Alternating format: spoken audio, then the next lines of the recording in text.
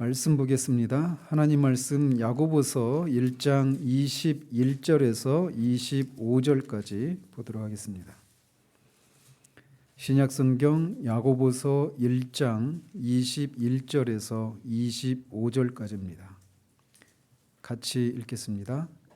그러므로 모든 더러운 것과 넘치는 악을 내버리고 너희 영혼을 능히 구원할 바 마음에 심어진 말씀을 온유함으로 받으라. 너희는 말씀을 행하는 자가 되고 듣기만 하여 자신을 속이는 자가 되지 말라. 누구든지 말씀을 듣고 행하지 아니하면 그는 거울로 자기의 생긴 얼굴을 보는 사람과 같아서 제 자신을 보고 가서 그 모습이 어떠했는지를 곧 잊어버리거니와 자유롭게 하는 온전한 율법을 들여다보고 있는 자는 듣고 잊어버리는 자가 아니요 실천하는 자니 이 사람은 그 행하는 일에 복을 받으리라. 아멘.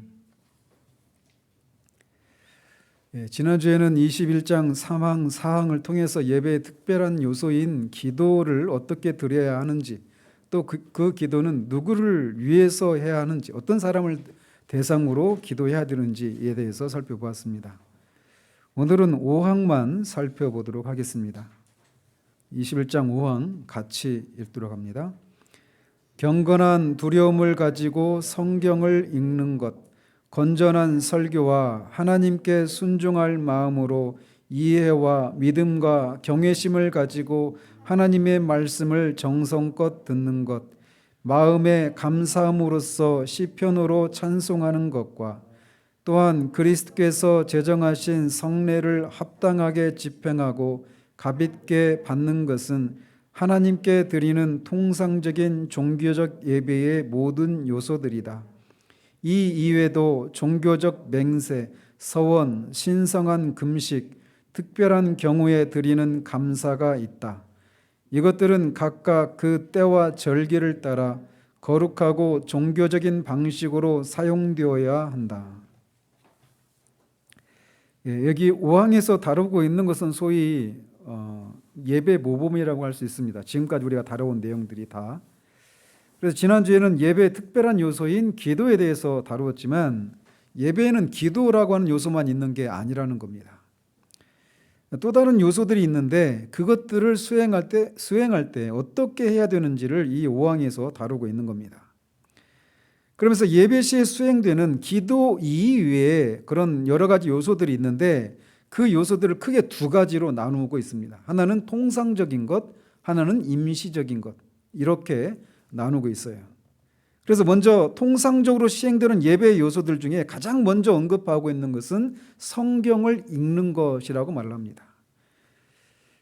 성경을 읽되 경건한 두려움을 가지고 성경을 읽어야 한다라고 말하고 있습니다.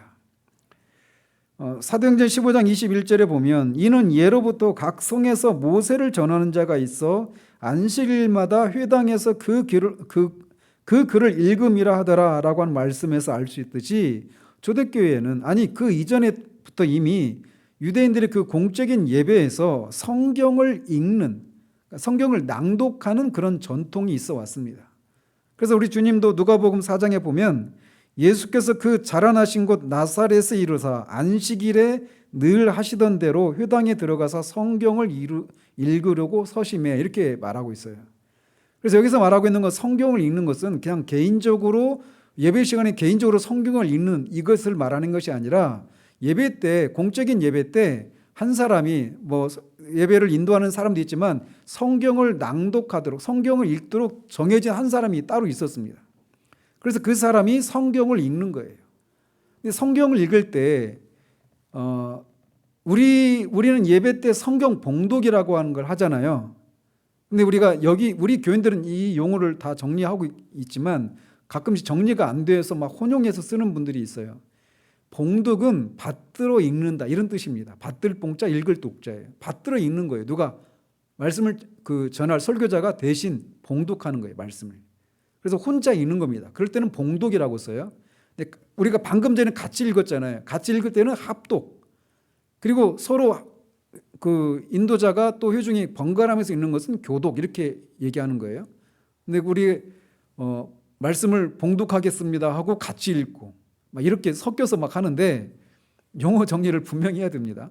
여기서 말하는 것은 봉독과 비슷한 건데 봉독하고는 또 다른 거예요.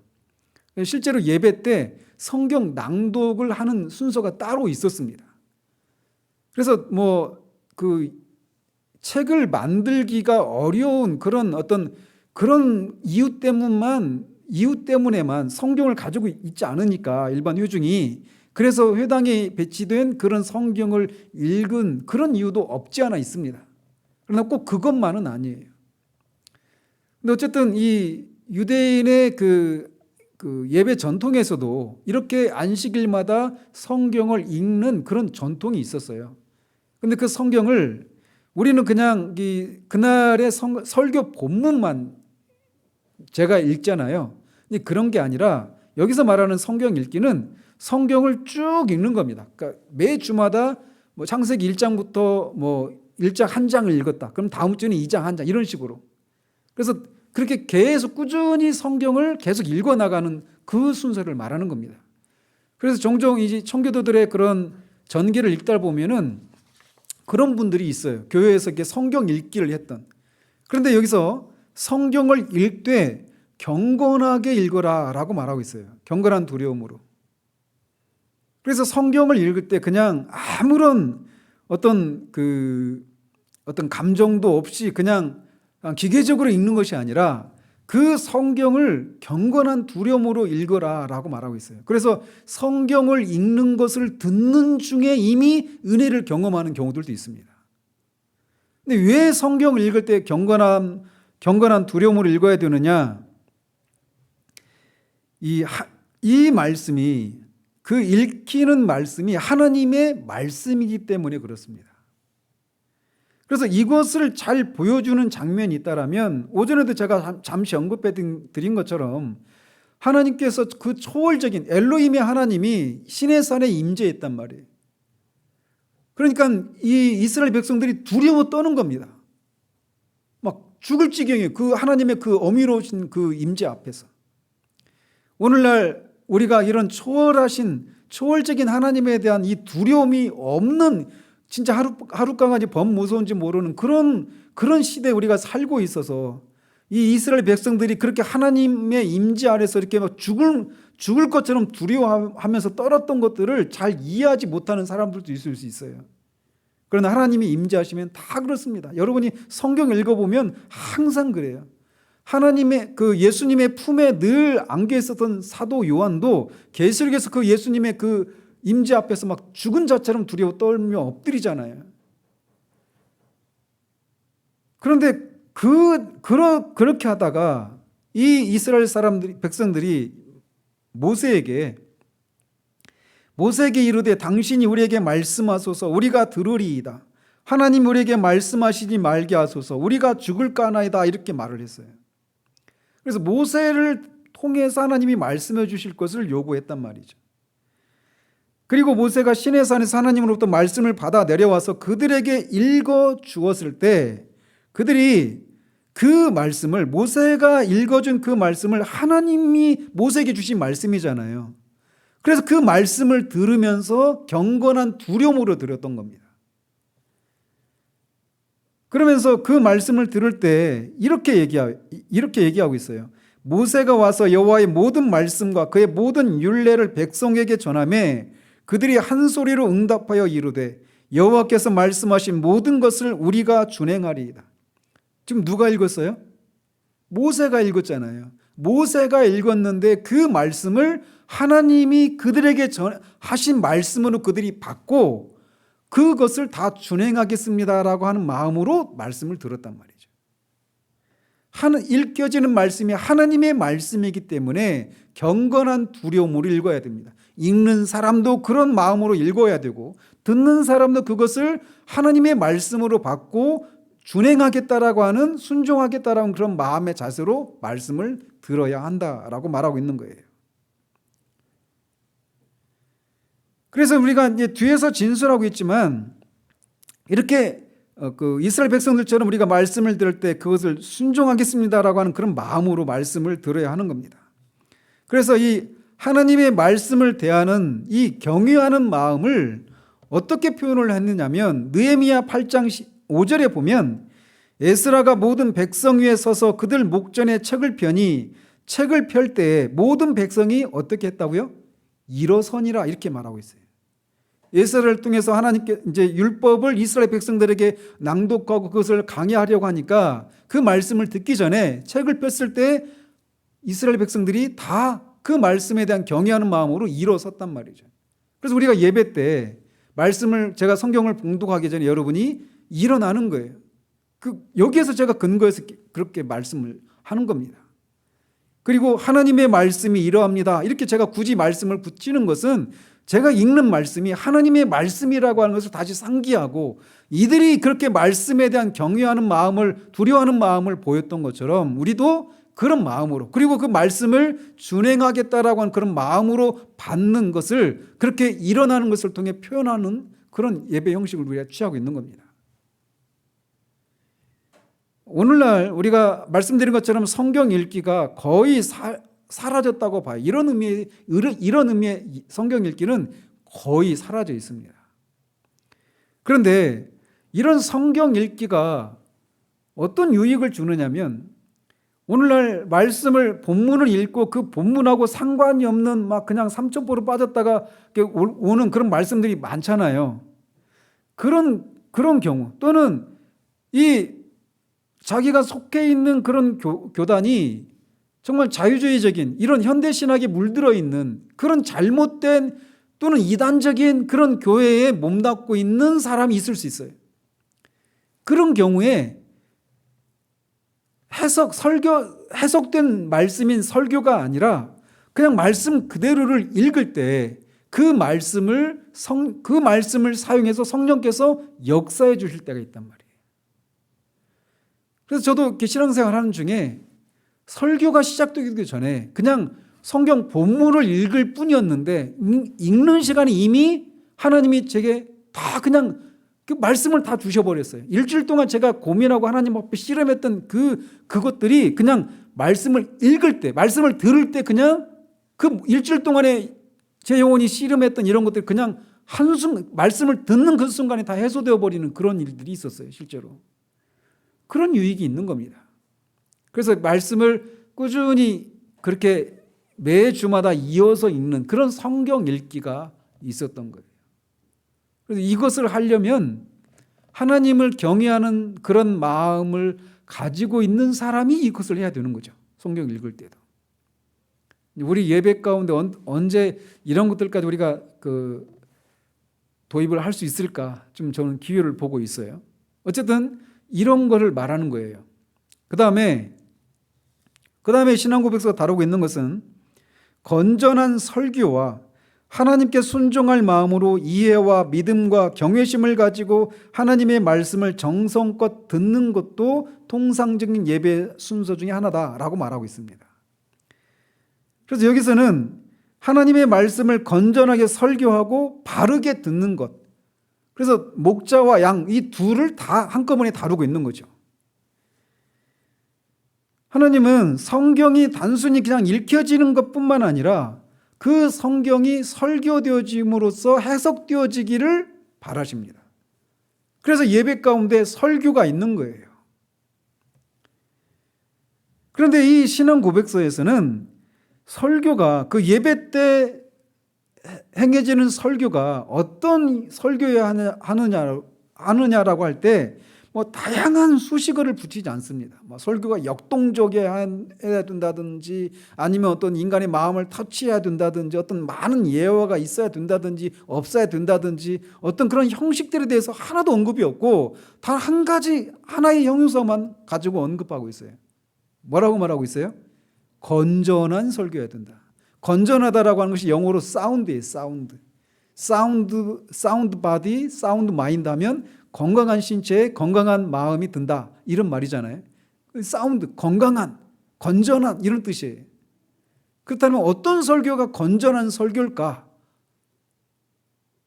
이런 질문을 할 때 성경이 말하는 대로 성경을 해석하는 거예요.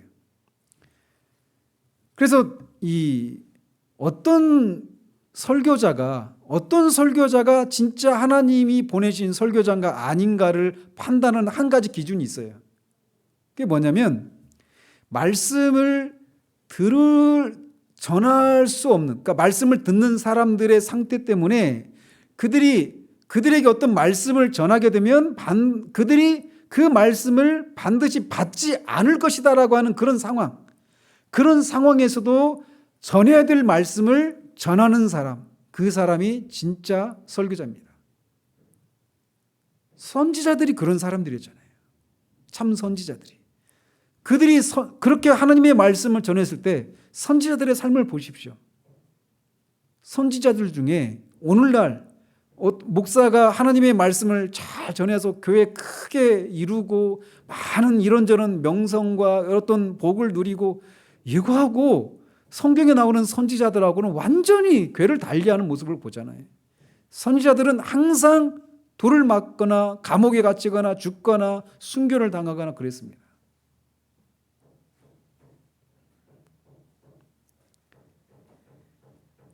오늘날 우리가 교회를 선택하는 그런 기준에 있어서도 가장 첫 번째는 설교자가 그 교회에 있어서 가장 중요한 요소는 말씀이에요. 말씀. 우리 종교개혁자들이 말하고 있는 것처럼 참된 교회에 세 가지 표지가 있잖아요. 말씀을 신실하게 전하는 거예요. 복음을. 그리고 성례를 정당하게 집행하는 거. 그리고 권징을 실시하는 거예요. 그런데 성례나 권징은 다 무엇에 근거해서 실시해야 되느냐면 말씀에 근거해서 성례를 집행하고 말씀에 근거해서 권징을 실시해야 되는 거예요. 그래서 결국은 말씀입니다. 말씀이 성경적인 말씀을 전하느냐 아니냐 이걸 가지고 참된 교회냐 아니냐를 갈라야 되는데 오늘날 그것이 우리들에게 정말 기준이 되느냐라고 물을 때 모든 사람에게는 아니지만 많은 사람에게는 그것이 기준이 되고 있지 못하고 있는 걸 봐요. 저는 그냥 하나님 은혜를 주셨을 때 다른 거 하나도 생각이 안 났습니다. 그냥 말씀을 통해 은혜를 받을 수 있는가 없는가, 그 말씀이 정말 성경적인가 아닌가, 기준이 저는 하나밖에 없었어요. 그래서 그것 때문에 이사했습니다. 이 박 집사님도 그렇게 해서 오셨는데 저는 그 하나 때문에 이사를 했어요. 그거 하나 때문에. 항상 교회 근처에 있어서 수시로 교회를 들락날락 할 수 있는 그런 곳. 요즘은 말씀이 교회 선택의 첫 번째 기준이 아니에요. 모든 사람은 아니지만 많은 사람의 경우 그렇게 되어 있어요. 안타까운 현실이죠. 점점 사람들이 잘못된 것들에 이 어떤 잘못된 기준들이 우리 신앙의 어떤 척도로 자리 잡고 있는 이 현실들은 결코 가벼운 현상들이 아니라고 하는 것을 우리가 기억할 필요가 있어요. 그래서 성경이 말하고 있는 것을 말해야 하는 겁니다. 오전에도 말씀드렸죠. 성경이 말하는 게 뭐예요? 하나님이 누구신가? 하나님이 누구신가를 성경이 말해주고 있는 거예요. 오전 설교 제가 반밖에 못했어요. 다음 주에 한 번 더 하겠는데 이 하나님이 누구신가를 성경이 말해주고 있기 때문에 성경이 하나님이 누구신가를 바르게 말하면 거기에 뭐가 따라 나오느냐면 자연스럽게 그 하나님 앞에 인간이 누구인가가 자연스럽게 따라 나오는 겁니다. 칼빈이 가장 중요한 두 가지 지식이 있다고 그랬잖아요. 하나님을 아는 지식과 인간을 아는 지식이에요. 근데 인간을 아는 지식은 어디에서 따라 나오느냐면 하나님을 아는 지식과 맞물려 있는 거예요. 하나님 앞에 섰을 때 인간이 어떤 존재인가가 바르게 드러나는 겁니다. 그러면 내가 누구인가가 결정되면 어떻게 살아야 되는가, 무엇을 위해서 살아야 되는가, 이게 자연스럽게 따라 나오는 거예요. 그래서 가장 첫 번째는 하나님이 누구신가를 바르게 전하는 거예요. 그러면 그 앞에 나는 누구인가가 정해지는 거고, 그 하나님 앞에 내가 죄인이라는 사실들을 깨닫게 되고, 그 내가 하나님의 심판을 받게 되어 있고, 그 하나님의 심판을 피할 수 있는 길이 무엇인가 라고 하는 구원에 관한, 예수 그리스도에 대한 이런 얘기로 자연스럽게 이어져 가는 겁니다. 그래서 가장 첫 번째는 하나님이 누구신가를 성경이 그래서 말해주고 있는 거예요. 거기에서 모든 것이 나오니까. 그래서 창세기 1장 1절에 기초하지 않는 모든 신앙, 구원, 모든 것들은 다 껍데기입니다. 창세기 1장 1절에서부터 나와야 되는 거예요. 그 하나님이 누구신가? 그 지식으로부터 말이죠. 그래서 그것을 하나님이 누구신가를 말해주고 있는 성경. 그래서 성경을 하나님이 누구신가를 말해주는 설교가 건전한 설교예요. 그것을 말해주는 성경 해석법이 아까 7가지 말씀드렸죠.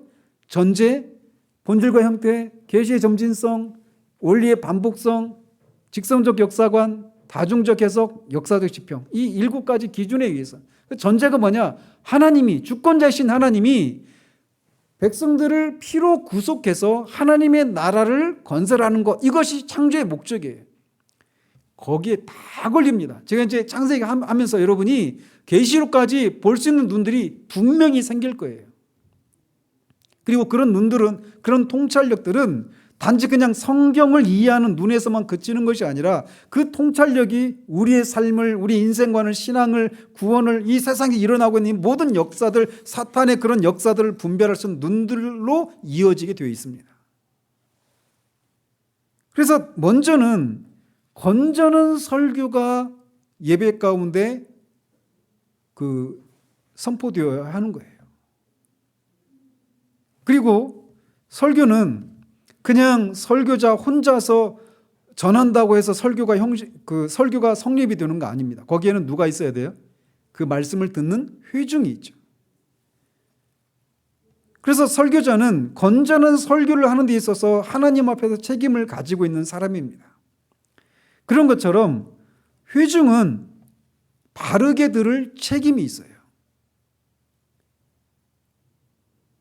말씀을 바르게 듣는다라고 하는 것이 뭐냐라고 말할 때 첫 번째로 말하고 있는 것은 하나님께 순종할 마음으로 말씀을 들어야 한다라고 말하고 있어요. 그러니까 내 생각이 먼저가 아니라 하나님께 순종할 마음으로 들어야 하는 거예요. 내가 가지고 있는 생각을 하나님께서 말씀을 통해 추인해 줄 것을, 그것을 인정해 줄 것을 기다리는 마음으로 읽는 것이 아니라 하나님이 뭐라고 말씀하시는지를 우리가 듣고 그 하나님의 뜻에 내 뜻을 복종하는 그런 마음으로 말씀을 들어야 한다는 것이죠. 순종할 마음으로 들어야 되는 거예요. 그래서 오늘 야고보서가 말하고 있는 것처럼 말씀을 듣고 행하지 않는 것은 아무 의미가 없는 거예요. 그런 신학 지식들이 쌓여가면 쌓여갈수록 오히려 그것이 그거 가지고 하나님이 나중에 우리를 심판하십니다. 그때 그 목사가 그렇게 말씀을 했을 때 네가 눈물 흘리고 막 그렇게 살겠다고 했는데 그리고 나서의 그 이후의 삶은 어떠냐라고 그렇게 분명히 추궁하실 거란 말이죠. 우리는 말씀을 들을 때 순종하고자 하는 그런 마음으로 말씀을 들어야 됩니다. 그러나 단 기준이 있죠. 그 말씀이 어떤 말씀이어야 돼요? 하나님의 말씀이어야 합니다. 그래서 하나님의 말씀인지 아닌지를 우리가 분별을 할 필요가 있는 거예요. 거듭 말씀드리지만 강대상에서 말씀을 전한다고 해서 그 모든 말씀이 하나님의 말씀이 아닙니다. 아닌 경우들이 있어요. 그러나 기준이 하나 있어요. 칼빈이 말하고 있는 것처럼 그 사람이 누구이든지 성경을 말하고 있다라면 그것은 하나님의 말씀이다 라고 말이죠. 말씀을 전하는 설교자와의 관계에서 그런 들리고 어려움이 있어서 그 말씀을 받는데 어려움을 겪을 수 있잖아요. 우리가 연약하니까. 그러나 그런 사람이라 하더라도 하나님은 나귀의 입을 열어서라도 말씀하시는 분이잖아요. 닭의 그 울음소리를 통해서 그 베드로를 회개케 하시는 하나님이시잖아요. 메신저가 어떤 사람인가가 중요한 게 아니라 그 메신저가 입은 삐뚤어져서, 제가 말할 때 꼭 삐뚤어지더라고요. 입은 삐뚤어져도 그가 전하는 말씀이 바른 말씀인가 아닌가를 가지고 판단을 해야 되는 거예요. 이게 쉽지 않아요. 그래서 목회자와의 관계에서 어려움을 겪고 있는 시기에 말씀의 은혜를 누리기가 정말 쉽지 않습니다. 그러나 이것도 불가능한 게 아니에요. 저도 그런 어려운 시기들을 통과하면서 그런 것들을 훈련하신 것 같아요. 뭔가 내가 받아들일 수 없는 그런 모습들이 분명히 있어요. 그럼에도 불구하고 전하는 메시지 속에서 제가 들어야 되고 얻어야 될 것들을 얻고 들을 수 있는 그런 훈련들을 하나님이 시키셨던 그런 적이 있어요. 그래서 말씀을 들을 때 그 말씀이 성경이라면 그것은 하나님의 말씀이고, 그게 말씀을 전하는 사람이 누구든지 그게 성경을 바르게, 성경에서 말하고 있는 하나님이 누구신가를 바르게 전하고 있다라면 우리는 그 말씀을 순종하는 마음으로 받아야 합니다. 그리고 또 어떤 태도로 들어야 되느냐? 이해하는 마음으로 들어야 돼요. 이해한다는 얘기는 생각한다는 겁니다. 언더스탠딩이에요. 언더스탠딩. 이해를 하고 들어야 되는 거예요. 오늘날 우리는 말씀을 듣고 은혜 많이 받았습니다, 은혜 받았습니다, 이런 얘기를 많이 합니다. 그런데 많은 경우 그 은혜 받았다고 하는 말이 단지 그 말씀을 들으면서 어떻게 내 마음이 터치가 되고 감정의 어떤 그런 동요가 일어난 것, 감동을 받은 것, 이런 것들에 국한시켜서 은혜를 받았다라고 하는 얘기들을 많이 합니다. 은혜를 받았다라고 하는 것은 그런 게 아니에요. 하나님의 말씀을 들을 때 그 말씀을 성령께서 사용하시고 역사해 주셔서 은혜를 주시면 분명히 감정의 터치가 있는 게 사실입니다. 그러나 반짝이는 모든 것이 금은 아니듯이 감정의 어떤 그런 터치가 있다고 해서 그게 은혜를 받은 것은 아니에요. 그럼 뭐가 중요하냐? 깨달음이에요. 깨달음. 가장 중요한 것은 먼저 그 말씀이 옳은가 그른가 그런 것을 분별하고 이해하는 그런 어떤, 먼저는 내 감정의 호소가 되는 것이 아니라 우리의 지성을 향해서 그 우리의 지성이 설득되어지는 그런 하나님의 말씀인가에 의해서, 옳고 그름에 의해서 은혜를 받았다 안 받았다 이걸 먼저 따져야지 감정이 먼저 앞에 나와서는 안 된다는 겁니다. 그것은 말 앞에 수레를 놓는 것과 똑같아요. 우리의 지성이 타치를 받으면, 그 어떤 그 빛을 비침 받음, 성령의 조명하심을 잊게 되면 감정이라고 하는 수레가 자연스럽게 따라오게 되어 있는 겁니다. 그래서 우리 시대는 그냥 이 어떤 감정의 그런 터치가 있는 것이 은혜를 받은 것이다라고 하는 생각들이 난무하고 있기 때문에 설교자들도 감동적인 예화를 찾는 겁니다. 설교 가운데 예화가 반드시 없어야 된다, 있어야 된다 이런 논쟁을 하려고 하는 게 아니라 온통 그런 감동적인 그런 것들을, 그런 예화들 중심의 그런 설교들이 많이 일어나고 있는 현상들을 그 배후에 이런 풍조들이 자리하고 있기 때문이라고 하는 것을 우리가 간파할 필요가 있는 거예요. 그래서 이런 시대 풍조 속에서 긴 설교는 점점 설 자리가 없어지고 있어요. 저도 짧지 않은 설교죠, 대부분. 그래서 사람들로 하여금 생각하게끔 하는 설교는 이 시대에서는 성공할 수 없다라고 하는 인식이 회중이나 설교자 모두에게 다 깊이 각인되어 있습니다. 그렇다고 해서 무조건 긴 설교가 옳다라고 하는 것을 말씀드리는 것은 결코 아니에요. 옛날에 열린교회 다닐 때 말씀만 3시간이 넘었던 적이 있어요. 오전 예배 때. 근데 우리는 그걸 다 들었습니다. 여러분, 말씀 1시간 넘어가면 막, 지성이 옛날에 막 난리였었는데, 이 개척축이 책상 막 발로 막 밀치고 그냥. 지금 많이 훈련되어졌어요. 근데 요즘은 긴 설교가 뭐 항상 논리적이고 어떤 생각하게끔 하는 설교다 이렇게 공식화시킬 수는 없어요. 등식화시킬 수는 없는데, 생각하게끔 하는 설교는 당연히 회중들의 지성을 향하게 되어 있거든요. 머리로 생각하니까. 그래서 이렇게 논리적인 그런 전개를 하다 보면 설교가 길 수밖에 없어요. 청교도들의 설교 한 편만 번역하는 거 읽는 것만 해도 1시간 반, 2시간 이래요. 그들이 했던 그 설교들. 그러면 그 시대 그 회중들은 요즘과 같이 막 대학 교육 받고 고등교육 받은 사람들로 이루어졌느냐? 아닙니다. 그냥 다 그때는 농사하는 사람들이 대부분이었어요. 농부들이 대부분이었어요. 사회적인 그런 지위가 다 낮은 사람이었어요. 바울 설교 듣다가 유두그라 가는 청년이 그 다락에서 떨어져 죽었잖아요. 설교 너무 길어가지고 졸다가. 근데 그 당시 그 사회적인 지위는 다 낮은 사람이었어요. 우리가 이런 면에서도 우리가 얼마나 신앙이 그 막 부유해져 있는지, 오전에도 말씀드렸지만 북한에 있는 그 성도들의 그런 신앙생활을 우리가 조금이라도 정직하게 진지하게 생각해 본다면, 아, 내가 지금 내가 힘들다고 하는 거 정말 힘들다라고 하는 축에도 못 드는구나. 예배에 대한, 기도에 대한, 하나님의 말씀에 대한 그들의 태도들, 그리고 그 말씀을 그냥 있는 그대로 받고, 그리고 그렇게 하나님 앞에 목숨을 던지기까지 하면서 그렇게 말씀을 전하고 그리스도인의 삶을 살아갈 때 하나님이 진짜 역사하시는 거예요. 진짜. 그런 것들을 보면 우리는 그들보다 더 세련되고 더 많은 신앙 지식이 있고 체계적인 어떤 교리적인 지식을 갖고 있다고 하지만 우리가 그들보다 믿음이 좋다라고 말할 수 있을까?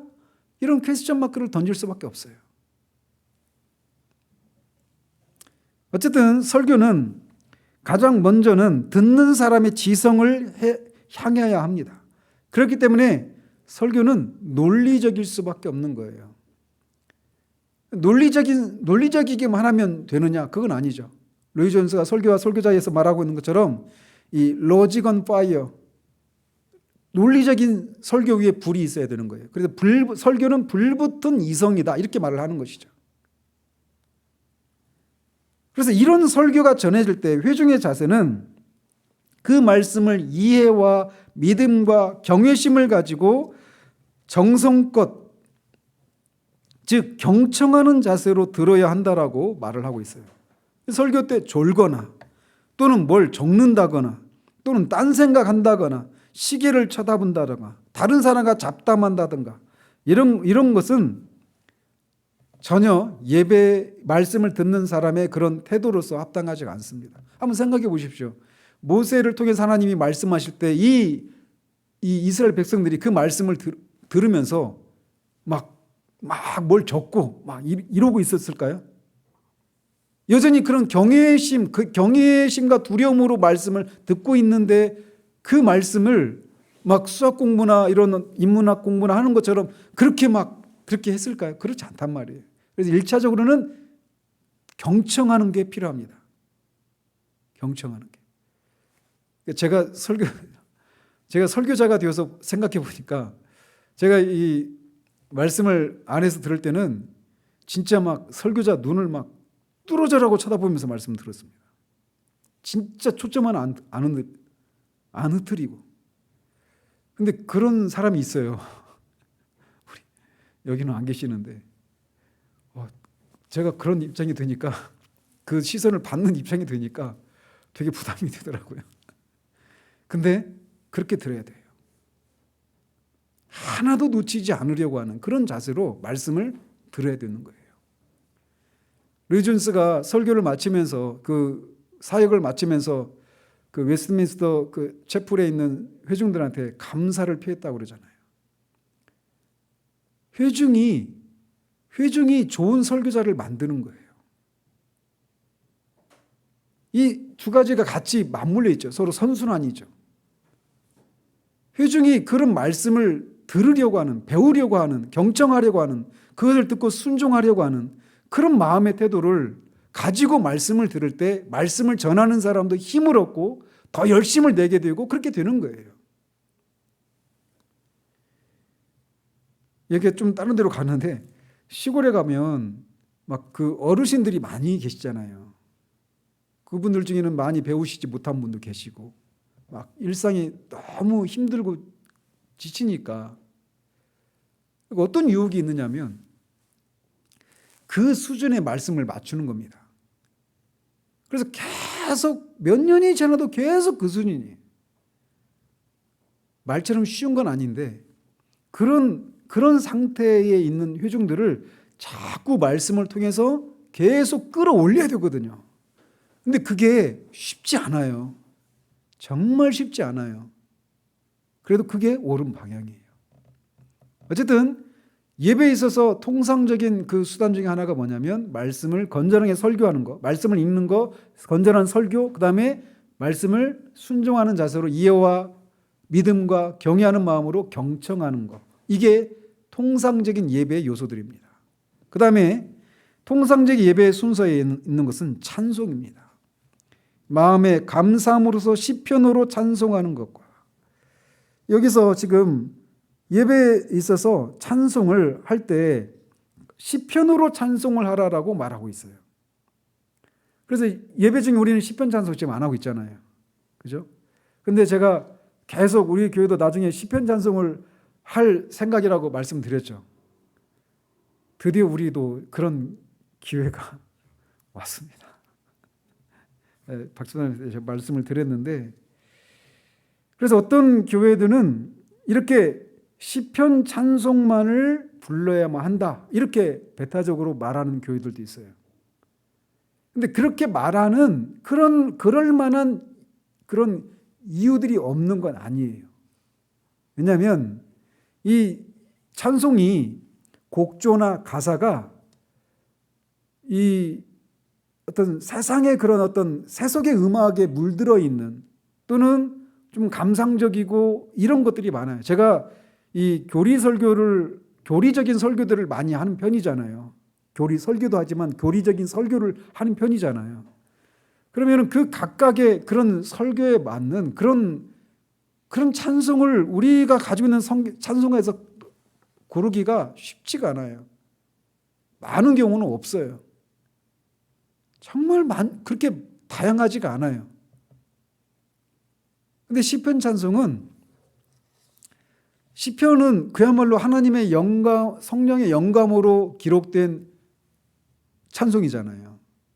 그래서 그렇기 때문에 이 시편 찬송의 곡조나 가사가 그 하나님을 예배하기에, 이 시편은 항상 개인적으로 그냥 시를 감상하기 위해서 기록된 게 아니에요. 이건 항상 예배 때 그것을 합창으로 불렀단 말이에요. 합창곡입니다, 시편이. 이게 노랫말이에요, 노랫말. 그거를 그 곡조를 붙여서 그 예배 때 시편 찬송을 부르는 전통이 개혁교회 안에서 계속 이어져 왔어요. 그래서 어떤 교회는 오직 시편 찬송만 예배 때 시편 찬송만 해야 된다, 이렇게 하는 교회도 있어요. 근데 많은 경우에는 좀 더 넓게 이 오랜 그 역사의 시련의 과정을 통해서 살아남은 그 검증받은 그런 찬송들, 그래서 교회 부흥의 시대 때 나왔던 그런 찬송들 있잖아요. 아이작 와츠의 그 찰스 웨슬리나 아이작 와츠나 뭐 이런 분들의 그런 윌리엄스나 이런 분들의 그런 찬양들, 하바갈 많은 우리가 가지고 있는 찬송들 중에 그런 찬송들이 있습니다. 호라티우스 보나르랄지 이런 분들. 여러분 아세요? 우리가 갖고 있는 찬송가 중에 조영기 목사 찬송도 있는 거? 조영기 목사 종교 다원주의자잖아요. 모르시죠? 이분이 동국대에 가서 강연을 했어요. 동국대가 어떤 대학이죠? 불교대학이잖아요. 거기에 가서 자기 동생은 불자인데 동생이 구원 받는 길이 있고 나는 또 예수님 믿고 구원 받고, 이렇게 얘기했단 말이에요. 단도직입적으로 정확한 워딩을 사용한 건 아니지만 내용은. 그러니까 불교에도 구원의 길이 있다라는 거죠. 그게 바로 종교 다원주의잖아요. 그런 사람의 찬송이 여기 실려 있어요. 우리가 가지고 있는 찬송가 책에. 한 번도 부르지도 않았죠, 당연히. 근데 여기 편집되어서 들어갔다는 것 자체가 벌써 이게 지금 얼마나 많이 오염되어 있는 거예요. 어쨌든 이 신앙 고백서는 곡조와 가사 이 모두에 있어서 예배 시에 어떤 노래를 사용하는지가 매우 중요하다는 사실을 강조하고 있어요. 그래서 시편은 하나님의 백성의 삶에서 매우 중요했습니다. 시편은 결국은 시편의 핵심은 뭡니까? 하나님의 백성이 이 땅을 지나면서 계속해서 고난을 받는다라는 거예요. 그죠? 근데 이게 창세기 3장 15절에서 여자의 후손과 뱀의 후손 사이에 그 원수 관계가 형성되고 뱀의 후손에 의해서 여자의 후손이 계속 핍박을 받고 그런 얘기잖아요. 그런 말씀하시잖아요. 시편이 그 얘기잖아요. 계속 다윗이 하나님의 백성이 계속 원수들에게 공격을 받고 그 상황에서 하나님 앞에 단식하고 하나님이 도우시고 이 얘기잖아요. 시편이 그래서 하나님의 백성들의 삶에 있어서 굉장히 중요한 위치를 차지하고 있단 말이에요.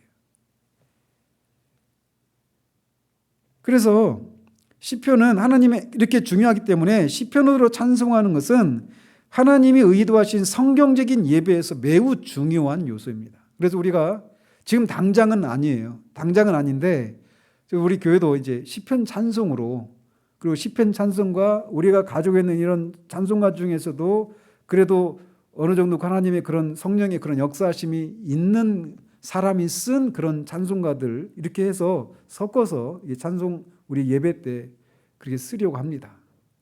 이제 그래서 나중에 이제 그거를 미리 우리가 배워야 되잖아요. 실제적인 문제들인데 그래서 이제 반주를 해주셔서 음원을 올려놓으시면 그걸 우리가 듣고 이제 찬양 자꾸 배워야 돼. 한 몇 년 걸릴 거예요. 그거 소화하려면 다 소화하려면. 근데 저도 시편 찬송으로 예배하는 그런 교회에서 이렇게 시편 찬송으로 예배를 드리고 했는데 가사도 그렇거니와 멜로디도 우리가 갖고 있는 또 특히나 CCM이나 이런 것과는 비교가 되지 않아요. 그런 장중함과 이런 것들이 있어요. 그렇게 할 계획이니까 그렇게 알고 계시기 바랍니다. 자, 그리고 나서 이렇게 시편으로 찬송하는 것도 예배의 통상적인 한 요소예요. 그 다음에 말하고 있는 통상적인 마지막 요소는 그리스도께서 제정하신 성례들입니다. 그 성례들을 적절하게 시행하고 합당하게 받는 것, 세크라멘트라고 하죠. 그 캘리포니아 주도가 세크라멘토잖아요. 거기서 나온 거예요. 그래요, 모르죠. 아무튼 이 성례는 우리 가톨릭에서는 7가지 성례를 얘기하잖아요. 우리는 성례가 몇 가지죠? 2가지, 세례와 성찬을 말합니다.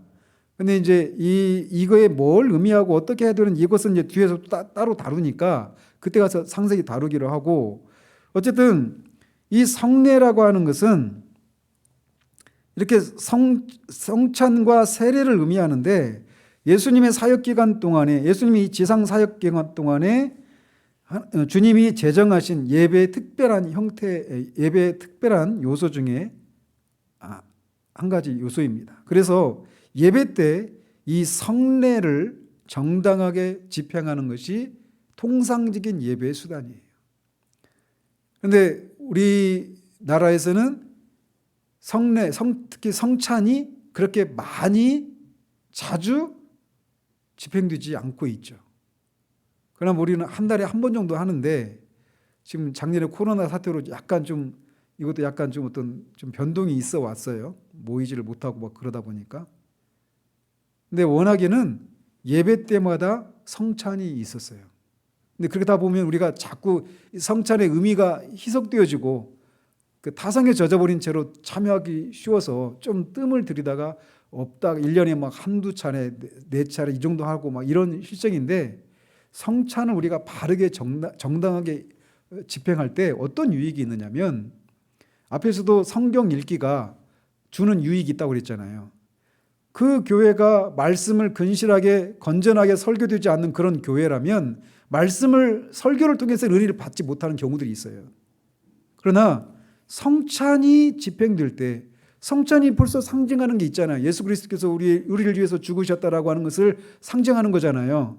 그리고 우리가 하나님 나라의 그 혼인잔치에 참여해서 결국은 이 혼인잔치에서 우리가 이런 만찬에 참여하게 될 것을 말해주는 거고, 우리가 또 그 안에서 다 한 형제의 자매라고 하는 것을 확인하게 해주는 것이 성찬이잖아요. 그래서 성찬의 그 의미를, 성찬은 이미 그것을 우리에게 말해주고 있단 말이에요. 보이는 방식으로. 그래서 말씀을 통해서 우리가 은혜를 누리지 못할 때라도 성찬을 집행되는 과정 가운데 성령께서 역사하시면 그 교회가 자유주의적인 그런 신학에 물들어 있는 교회라 할지라도 그 성찬을 통해서 은혜를 누릴 수 있는 거예요. 그래서 예배에 있어서 성찬을 정당하게 집행하는 것은 매우 중요한 것입니다. 거기에서 그나마 어떤 은혜를 누릴 수 있는 거예요. 어떤 교회 상황에서는 말이죠. 이렇게 해서 이 기도와 또 뭐였죠? 성경 읽기, 그다음에 설교를 듣는 거, 그다음에 찬송하는 거, 그다음에 성례, 이런 것들이 예배의 통상적인 수단들입니다. 그다음에 다루고 있는 것은 이 마지막 부분에 이 이외에도 종교적 맹세, 서원, 신성한 금식, 특별한 경우에 드리는 감사가 있다. 이것들은 각각 그 때와 절기를 따라 거룩하고 종교적인 방식으로 사용되어야 한다. 여기서 말하고 있는 하나하나를 다 낱낱이 설명해 드리기보다는 여기서 말하고 있는 게 뭐예요? 우리 예배 가운데 어떤 것들에 해당된다고 생각되세요? 통상적으로 드리는 그런 예배가 아닌 특별한 경우에 드리는 그런 예배의 어떤 형태들이 있다라는 거예요. 이를테면 추수감사절, 성령 강림주일, 부활주일, 또는 우리 이제 성탄절, 이 정도잖아요. 신령 감사예배, 이렇게. 그런 것들이 있을 수 있다라는 거예요. 그런 것들이. 그런데 이제 여러분, 성탄절은 원래 예수님이 이 12월 25일 날 태어난 게 아니라는 거 아시죠? 그 원래 태어난 게 아니라 그게 태양절이에요, 태양절. 그래서 이제 그 22일이 동지인가 그렇잖아요. 동지가 어떤 날이죠? 어떤 절기죠? 태양이 가장 짧은 절기예요. 그죠? 밤이 가장 긴 절기예요. 동지가 지나면 어떻게 하기 시작해요? 낮 길이가 점점 길어지는 거죠. 그래서 이제 태양이 이제 그 동지를 지나면서 태양이 이제 더 이렇게 뭐라고 표현해야 될까요? 막 더 이제 강해지고 하는 그런 절기를 맞이하는 절기가 태양절이에요. 12월 25일. 그래서 이 콘스탄틴 대제 때 이미 태양 숭배를 하는 호루스인가? 그 신 이름이 그것을 섬기는 축제 기간을 이제 예수님의 성탄절로 대치를 하면서 그때부터 성탄절이라는 절기가 생겨난 거예요. 그래서 이제 성탄절의 유래가 그렇기 때문에 많은 교회들 가운데서는 어떤 교회들은 지금 성탄절기를 지키지 않는 교회들도 있습니다. 유래가 그렇기 때문에. 또 그런 것도 많죠. 그런 절기들. 이를테면 우리 이제 신년 감사주일로 1월 첫 주 예배로 드리잖아요. 그전에는 송구영신 예배 드렸죠. 송구영신 예배는 또 어떤 것에서 나왔어요? 성경에서 나왔나요? 성경에서 안 나왔어요. 그죠? 아마 이 전통은 아마 거의 우리나라의 그런 샤머니즘적인 그런 요소들이 가미되어 있는 그런 절기인 것이 분명해요. 옛것을 보내고 새로운 것을 맞는다. 그죠? 송구영신이 그런 뜻이잖아요. 그런 절기들. 그러니까 성경에서 정해져 있는 그런 절기가 아니에요. 새벽기도 하는 교회 전 세계에서 한국 교회밖에 없습니다. 아시죠? 철야기도 한국밖에 없어요. 정기적으로 하는 교회는. 이런 것들은 성경에서 정해지지 않는 그런 절기들이에요. 추수감사절도 마찬가지죠. 추수감사절도 원래 그 선교도들이 미국에 넘어가서 그들이 그 첫 추수를 하고 나서 드리면서 시작된 절기잖아요. 그죠? 성경에서 말하는 수장절하고는 다른 개념이에요. 절기도 날짜도 다를 뿐더러. 이런 것들이 많아요. 그런 것들에 대해서 어떻게 해야 되느냐라고 하는 문제와도 맞물려 있는 겁니다. 이게. 그런 경우에 없으니까 하지 말아야 된다. 이렇게 해야 되는 것이 이렇게 해야 된다라고 단정적으로 말할 수 없는 요소들이 있다는 거예요. 그래서 루이 존스도 성탄절, 그런 유래를 가지고 있어서 성탄절이라고 하는 게 원래는 맞지 않지만 이미 1000년이 넘게 계속 지켜왔잖아요, 교회가. 그것을 통해서 복음을 전할 수 있는 그런 기회로 삼으면 된다라고 하면서 하는 거예요. 그 유래를 알지만 그것을 활용하는 거죠. 원래 태양절에 태양신을 섬기는 그런 의미로 성탄절을 지키는 게 아니라. 아시겠죠? 추수감사절도 마찬가지고 신년 감사주일 송구영신 예배도 마찬가지예요. 새벽 예배도 마찬가지고. 그래서 그런 것을 행할 때 그런 절기들이 그래서 통상적인 그런 예배 형태가 아닌 다른 절기들, 다른 예배 형태들이 있을 수 있단 말이에요. 이런 임시적으로. 그런 경우에라도 절기를 따라서 거룩하고 종교적인 방식으로 사용되어야 한다라고 말을 하고 있는 겁니다. 그래서 우리가 예배를 저는 계속해서 이제 이 코로나 상황이 1년이 이렇게 지나가면 다음 주면 딱 1년이에요. 우리 3월 첫 주부터 예배를 못 드리기 시작해가지고 이렇게 막 갔는데 점점 이 시간이 이렇게 지나가면서 우리가 여기에 어느새 이렇게 젖어 들어가고 있는 것을 봐요. 예배에 대한 우리의 마음의 태도들, 기도나 어떤 개인의 경건 생활이나 교회에서 행해지는 어떤 그런 것들에 점점 우리가 젖어 들어가고 있면서 물론 어떤 환경에 따라 어떤 변화된 어떤 형태들은 변화되어 가야 될 그런 필요들이 있죠. 그러나 본질은 놓쳐서는 안 되는 거잖아요. 그죠? 형태는 자꾸 바뀔 수 있지만 본질은 놓쳐서는 안 된단 말이에요. 그런 의미에서 이 21장 1항부터 5항에서 다루고 있는 예배에 대한 이 태도들, 그리고 다음 주에 우리가 안식일에 대해서도 살필 텐데 그 안식일에 대해서도 우리가 이제 창세기 강해하면서 1장 31절에 안식일 규정이 나오잖아요.